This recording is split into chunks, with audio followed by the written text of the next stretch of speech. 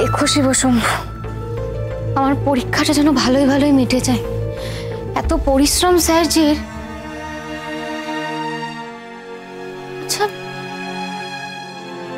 স্যারজি তো এখনো ফিরলেন না, কোথায় গেলেন উনি? এত দেরি হয়ে গেল।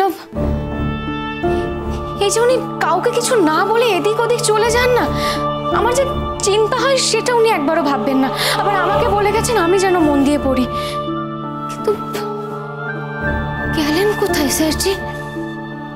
মানে এখনো ফিরছেন না কেন? না, এবার আমার খুব টেনশন হচ্ছে।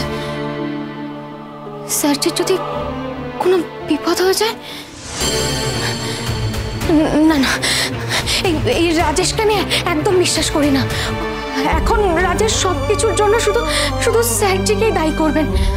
আর আমাকে পাইনি বলে যদি স্যারজির কোনো ক্ষতি করে দেন, না না, এরকমটা কিছুতেই হতে পারে না, কিছুতেই না। ঠাকুর ঠাকুর, তুমি রক্ষা করো স্যারজিকে, তুমি রক্ষা করো। উনি এত কিছু করছেন শুধুমাত্র শুধুমাত্র আমাকে ভালো রাখবেন বলে, যাতে আমি সেফ থাকি সেই জন্য। তুমি দেখো শিবশম্ভু, স্যারজি যেন কিচ্ছু না হয়। তুমি তুমি ওনাকে রক্ষা করো, রক্ষা করো তুমি ওনাকে।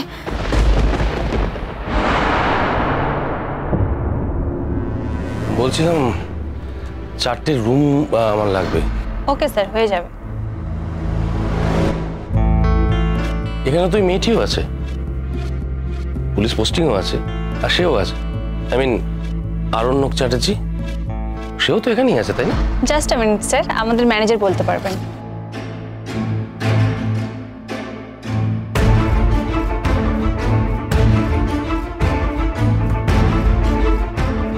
ইয়েস, বলুন। আরণ্যক চ্যাটার্জি আর রোশনাই এই হোটেলেই আছে তো?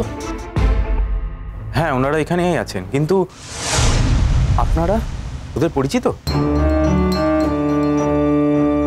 ওনারা হচ্ছেন আরণ্যকের বাবা মা, উনি হচ্ছেন রোশনাইয়ের মাসি, আর আমি হচ্ছি রোশনাইয়ের মামা।